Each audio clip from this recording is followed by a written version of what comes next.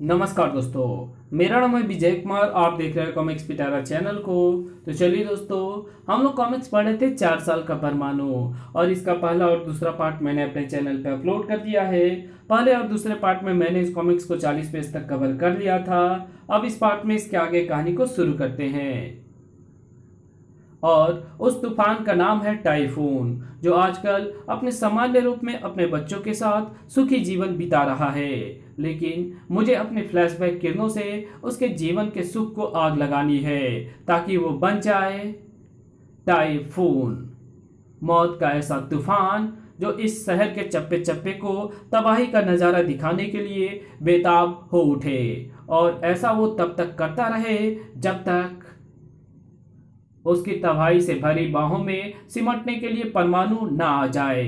आ गया परमाणु, आ गया। अब उसकी मौत आएगी। यह परमाणु के मस्तिष्क को हिला देने वाली एक और घटना थी। उफ, मैडम कोल्ड के बाद अब फ्लैशबैक ने टाइफून को अपना निशाना बनाया है। और टाइफून अपने क्रोध के तूफान में इस शहर को ठीक आज से 5 साल पहले की तरह ही जलमग्न कर देने को उतारू है। मुझको अपने रास्ते से हटाकर उफ, पत्थर तक में छेद कर देने वाली पानी की उस धार से परमाणु ने खुद को ट्रांसमिट होकर बचाया, लेकिन टाइफून ने रिफॉर्म नहीं होने दिया उसे। ये धारें तेरे शरीर के कणों को बहुत दूर बहाकर ले जाएगी। टाइफून ने परमाणु के शरीर के कणों को बिखेर दिया, और परमाणु के इस बिखराव के साथ ही टाइफून के हाथों उसे खत्म करवाने की मेरी योजना सफल हो गई। अब परमाणु का फिर से जुड़ जाना असंभव है, क्योंकि टाइफून का तूफान परमाणु के कणों को ना जाने कहां कहां बहाकर ले गया होगा। फ्लैशबैक की ये बात सही थी कि परमाणु के शरीर के कण ना जाने कहां कहां बह रहे थे, लेकिन फ्लैशबैक की दूसरी बात सही नहीं थी, क्योंकि परमाणु के शरीर के कणों का जुड़ना असंभव नहीं था, क्योंकि एक दूसरे की तरफ भाग रहे थे परमाणु के शरीर के कण, और दोबारा परमाणु को रिफॉर्म कर रहे थे। उफ, अगर प्रोफेसर ने शरीर के कणों में एक दूसरे की तरफ आकर्षित होने की जबरदस्त क्षमता नहीं भरी होती, तो आज टाइफून ने मुझे सदा के लिए खत्म कर दिया होता। टाइफून का कहर इस शहर को तेजी से तबाही के कगार की तरफ खींचता ले जा रहा है। मुझे उसे रोकना होगा, और उसे रोकने का सबसे अच्छा साधन है उसके ये बच्चे। अपने फ्लैशबैक में वो इन्हीं को तलाश करने के लिए टाइफून बना हुआ है। इनकी मदद से एक बार पहले भी मैं टाइफून को शांत कर चुका हूं। पापा रुक जाइए, प्लीज इस तबाही को रोक दीजिए पापा। टाइफून के बच्चों की मदद से टाइफून ने जो चमत्कार कुछ साल पहले अंजाम दिया था, उसे वो आज नहीं दोहरा पाया। ओह नो, ये क्या हो रहा है? टाइफून तो उन बच्चों पर ही वार करने को उतारू है। उफ, वो अपने बच्चों को ही मार डालना चाहता है। क्या हुआ है उसे? वो अपने बच्चों को पहचान क्यों नहीं पा रहा है? उफ, टाइफून बच्चों को पहचानेगा कैसे? वो तो कई साल पीछे के उस फ्लैशबैक में है, जब ये बच्चे मासूम हुआ करते थे, आज की तरह किशोर नहीं। यानी इनकी मदद से टाइफून को रोकने का आइडिया अब कैंसिल। मुझे कुछ और सोचना होगा, लेकिन क्या? आखिर मैं ऐसा क्या सोचूं जो इस तूफान को शांत कर दे? ओह, पानी तो एक ही अवस्था में शांत होता है, बर्फ की यानी जमने की अवस्था में। और टाइफून और उसके पानी को जमाने का एक साधन है मेरे पास, मैडम कोल्ड की ये आइसोगन, जिससे निकलने वाले कोल्ड किरणों की थोड़ी सी मात्रा भी तबाही मचाते इस पानी को भी जमाने के लिए काफी होगी। और टाइफून को भी। टाइफून के जमकर शांत होने के बाद चैन की सांस ली परमाणु ने। मैडम कोल्ड को बेहोश करने के बाद आखिर टाइफून भी फिलहाल कुछ भी करने की स्थिति में नहीं है, लेकिन ये इस समस्या का अस्थायी हल नहीं है, क्योंकि होश में आने के बाद मैडम कोल्ड और आजाद होने के बाद टाइफून फिर मुझसे दुश्मनी निकालने के लिए दिल्ली को तबाह करना शुरू कर देंगे। इसका तो एक ही हल है, इन दोनों को फ्लैशबैक से वर्तमान में ले आना, और ये काम वही कर सकता है जिसने इन्हें फ्लैशबैक में पहुंचाया है। लेकिन वो ऐसा करेगा क्यों? एक रास्ता है, लेकिन वो तभी कारगर सिद्ध होगा जब फ्लैशबैक सीधा मुझे अपना निशाना बनाए। क्या ऐसा होगा? संयोग से वैसा ही होने जा रहा था जैसा परमाणु सोच रहा था। टाइफून और मैडम कोल्ड दोनों को कोमा में पहुंचाकर परमाणु ने मेरे दो मोहरों को पीट डाला है। क्या दूसरे खलनायकों की तरह मैं भी परमाणु से नहीं जीत सकता? तो क्या मुझे सचमुच इस शहर से अपना बोरिया बिस्तर समेटकर चले जाना चाहिए? नहीं, अगर मैंने ऐसा किया तो मेरा सारा धंधा चौपट हो जाएगा। मैं परमाणु से डरकर भाग गया तो ये बात सारी दुनिया में फैल जाएगी, कोई घास भी डालने नहीं आएगा मुझे। इसलिए मेरे लिए परमाणु को हराना बहुत जरूरी है, और अब मैं ऐसा तभी कर सकता हूं जब मैं खुद परमाणु से टकराऊं। कुछ साल पहले इस आदमी पर हथौड़ा मारकर लोगों का सिर फोड़ने का जुनून सवार हो गया था। इसने कईयों के सिर फोड़कर उन्हें गंभीर रूप से घायल भी किया। बाद में इसे पकड़कर पागलखाने में भर्ती करवा दिया गया, जहां ये ठीक हो गया और फिर अपना पुश्तैनी लोहार का धंधा करने लगा। लेकिन ये मुझे लोहे पर हथौड़ा चलाता अच्छा नहीं लग रहा। इसे तो हथौड़ा लोगों पर ही चलाना चाहिए, क्योंकि ऐसा होगा तभी दिल्ली की सड़कों पर आतंक फैलेगा, और आतंक फैलेगा तो आएगा दिल्ली का रक्षक परमाणु। धाड़! परमाणु आ गया, बस मुझे उसी पल का इंतजार था। अब उसे मेरा शिकार बनने से कोई नहीं रोक सकता। आ! जैसे ही परमाणु का शरीर उन किरणों से नहाया, वैसे ही अट्ठास कर उठा फ्लैशबैक। परमाणु मेरा शिकार बन वो उस बिल्डिंग के पीछे जाकर गिरा है। मुझे उसे जाकर देखना चाहिए। परमाणु अभी तक संभल नहीं सका था। पता नहीं उस पर फ्लैशबैक किरणों का असर हुआ भी होगा या नहीं।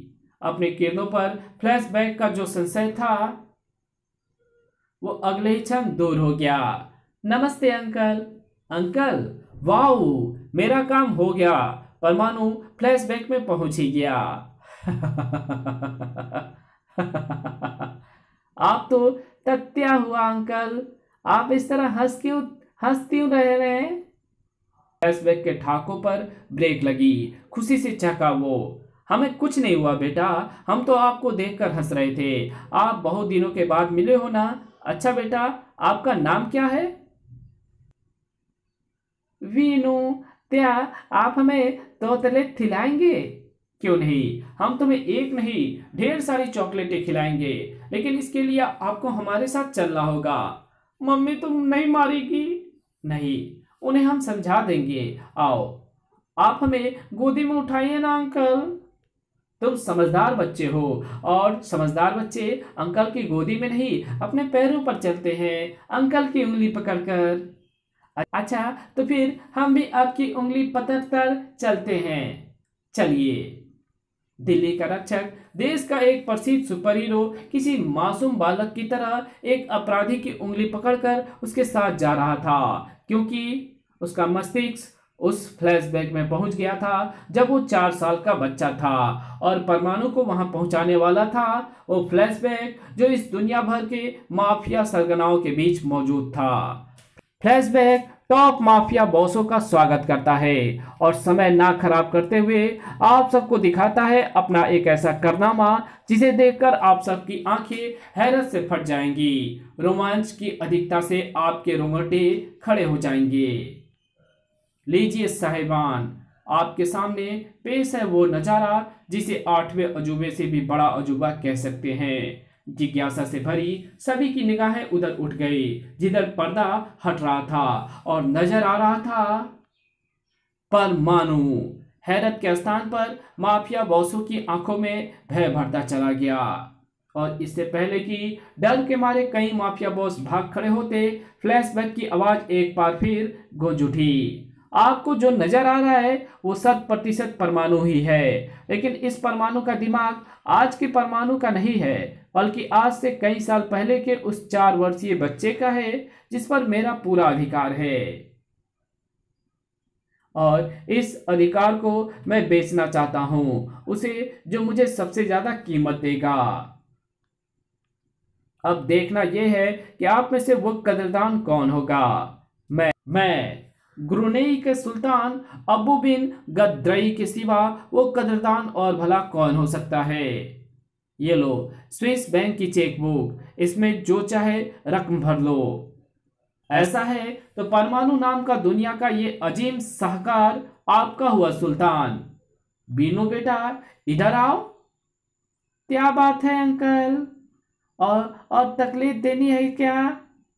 अब और चॉकलेट हम नहीं देंगे, ये अंकल देंगे। अच्छा तो मैं इन अंकल के पास जाऊं? बिल्कुल जाओ। Thank you sweet uncle. अपने प्यारे अंकल की इजाजत मिलते ही परमाणु किलकारी मारते हुए उछला और सीधा ब्रुनेई के सुल्तान के गले से जा लिपटा। आप हमें तोतलेट दीजिए ना अंकल।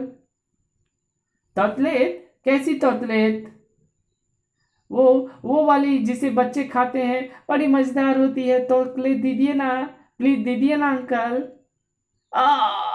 सुल्तान की दाढ़ी को इतनी जोर से खींचा था परमाणु ने कि चीख पड़ा था वो। तुरंत ही सुल्तान ने दूर झटक दिया परमाणु को। पीछे हट कमबख्त। मम्मी! दूसरे क्षण बुक्का फाड़ कर रो पड़ा परमाणु। वाओ, आपने मुझे मारा। मैं मम्मी से ततर आपको पिटवा दूंगा। वाओ! ओह क्या मुसीबत है ये! चिल्लाहट से चीख पड़ा सुल्तान। अबे इस 4 साल के बच्चे के दिमाग वाले परमाणु को अपने साथ ले जाकर मुझे मरना है क्या? इसकी तो कोई फूटी कौड़ी भी नहीं देगा। ला मेरी चेक बुक वापस कर। 1 मिनट सुल्तान साहब, अगर आप समझते हैं कि परमाणु बहुत ज्यादा फ्लैशबैक में पहुंच गया है तो इसका इलाज भी है मेरे पास, इस एंटीडोट के रूप में, जो फ्लैशबैक किरणों का प्रभाव खत्म करके आदमी को सामान्य कर सकती है। लेकिन इस समय मैं इसकी 2 बूंद ही परमाणु के मुंह में डालूंगा, जो परमाणु के फ्लैशबैक को 4 साल के बच्चे से कम करके 14 साल के इस किशोर तक पहुंचा देगा, जिसे आप जैसा चाहो अपनी बात मनवा सकते हो। बीनू बेटा रोना छोड़ो और इधर आओ, चॉकलेट हम तुम्हें देंगे। आप बहुत अच्छे अंकल, लेकिन अब हमें तोतलेट नहीं चाहिए। ये चाहिए। अरे बीनू बेटा ये क्या कर रहे हो? तुम चॉकलेट लेने आए हो ना? हम तुम्हें चॉकलेट देते हैं, तुम हमें ये सीटी वापस करो। मैं यहाँ तोतलेट नहीं, यही सीटी लेने आया था क्योंकि इस शीशी में भरा एंटीडोट टाइफून और मैडम कोल्ड को फ्लैशबैक से बाहर निकालेंगे, समझे अंकल? ये क्या है? Oh no! इसका मतलब तुम पर फ्लैशबैक किरणों का असर नहीं हुआ, तुम अभी तक बच्चे होने का नाटक कर रहे थे। सही समझे। मैं जानता था कि मेरा यही नाटक इस एंटीडोट को तुमसे बाहर निकलवा सकता है। तुम्हारी फ्लैशबैक किरणों का मुझ पर कोई असर नहीं पड़ा था, क्योंकि जिस परमाणु को तुमने अपनी फ्लैशबैक किरणों में फंसाया था वो मैं नहीं, बल्कि मेरी ड्रेस और बेल्ट पहने मेरा सहयोगी प्रोबॉट था, जिसके दिमाग पर तेरी किरणें बेअसर थी, क्योंकि उसका दिमाग यांत्रिक था, इंसानी नहीं। ओह दाद देनी होगी तेरे दिमाग की, जिसने उस समय तुझे मुझसे बचा लिया, लेकिन इस समय तो तू मेरे सामने इंसानी दिमाग के साथ ही है ना। अब अपने आप को फ्लैशबैक किरणों से कैसे बचाएगा? इस शीशी के बल पर, जिसमें इन किरणों का एंटीडोट भरा हुआ है। वैसे मुझे इस शीशी का ज्यादा सहारा लेने की आवश्यकता नहीं पड़ेगी, क्योंकि तू इन किरणों का ज्यादा देर वार नहीं कर पाए। मैं तुझे इसका मौका नहीं दूंगा। धाड़! फ्लैशबैक को बेबस करके परमाणु पलटा तो उसे सारा हॉल भिखारी की कटोरी की तरह खाली दिखाई दिया। ओह, मौके का फायदा उठाकर यहां मौजूद सारे माफिया बॉस भागने में सफल हो गए। अब मुझे अकेले फ्लैशबैक को ही लेकर काला पानी जेल जाना होगा और इसे वहां पहुंचाकर जल्दी वापस भी लौटना है, क्योंकि फिर मुझे इस एंटीडोट को लेकर हॉस्पिटल पहुंचना है और इसकी मदद से टाइफून और मैडम कोल्ड को सामान्य करना है। इसी के साथ ये कहानी यही खत्म होती है। मिलेंगे आपसे एक और नई कॉमिक्स में, तब तक के लिए बाय। वीडियो अच्छी लगी तो इस वीडियो को लाइक कर देना, चैनल पे नया हो तो चैनल को सब्सक्राइब कर बेल आइकन को जरूर प्रेस कर देना, और जहां इस वीडियो की जरूरत हो वहां इसको शेयर जरूर कर देना। Thanks for watching my videos.